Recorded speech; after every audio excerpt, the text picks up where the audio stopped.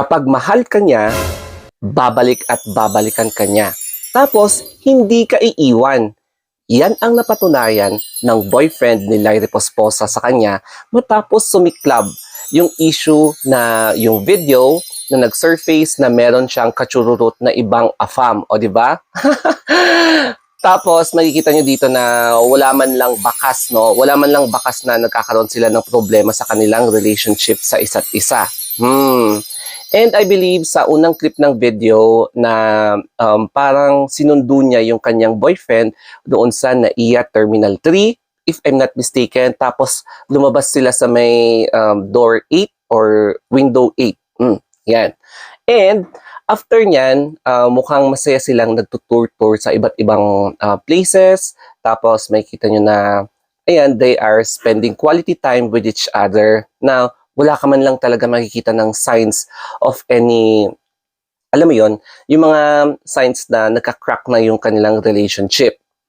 Kaya pinapakita talaga nila at pinapatunayan sa mga bashers na they are still strong and wala talagang pwedeng makatibag sa kanilang relasyon. So, ang masasabi ko lang dito is, sana all. 'Di ba? Mapapasana all ka lang talaga, no? Tapos, aside from that, alam natin na marami ang naiinggit.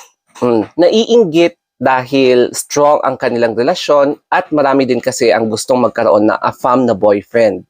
Aminin nyo yan.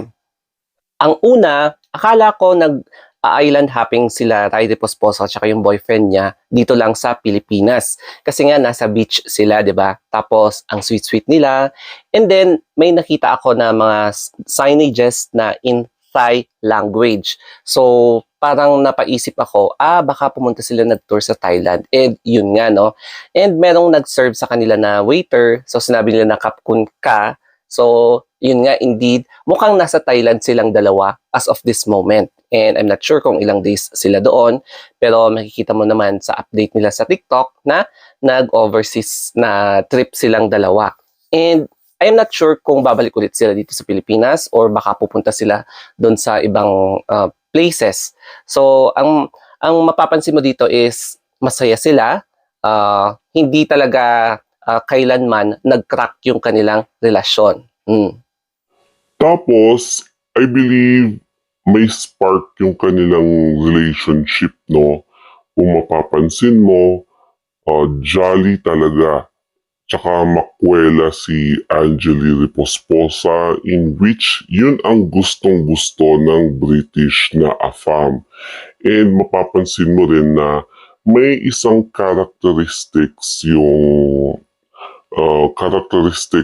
afam wherein jolly din siya. So, ang gusto niyang partner is masayahin, yung kwela din. Kasi kwela din siya. Kaya, same sila ng energy vibe. Kaya magka-vibe sila, magkasundo sila in high energy or low energy. Alam mo yun?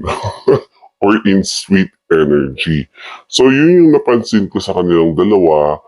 Kaya sila comfortable tsaka compatible sa isa't isa. Isa itong sad reality na one of the most na kinaiinisang toxic Filipino culture. Wherein kapag meron tayong nakikita na isang tao na umaangat, mapa-career o love life, meron talaga na hindi natin may iwasan na ibang tao na naiinggit. At the best way for them para masatisfy yung inggit nila ay sirain ang target nila. And yes, magpapakalat sila ng video, gagawa sila ng chismis para magkaroon ng way na masira yung relasyon ng isang tao o kaya yung career ng isang tao.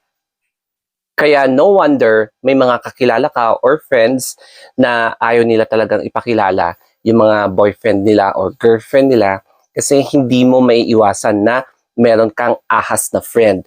Ito yung friend na biglang nagbabait-baitan, nagiging close-close sa'yo, lalo na kapag alam niyang may bago kang boyfriend. Yun pala, gusto niyang sulutin ang boyfriend mo o kaya girlfriend mo. Kaya yun yung isang parang turn off sa mga friendship minsan, no? Yung mga mang-aanggaw ng boyfriend or girlfriend. So naiintindihan ko naman yung ibang kaibigan mo na ayaw ipakilala ang kanilang bagong girlfriend, o di ba? So ang iniiwasan is chismis, maahas o kaya masira yung relationship nila. Kaya intindihin na lang natin yung ganong klaseng friend. So anyway, I hope na may natutunan tayo dito sa video na ito, especially sa pagpapahalaga ng relasyon, pagpapahalaga ng friendship, at pag-iwas sa toxicity. Okay, so sana nakarelate kayo dito sa video na ito. And suggest kayo if ever gusto nyo pang mag-commentary ako sa mga iba. Okay, so thank you so much and have a wonderful day.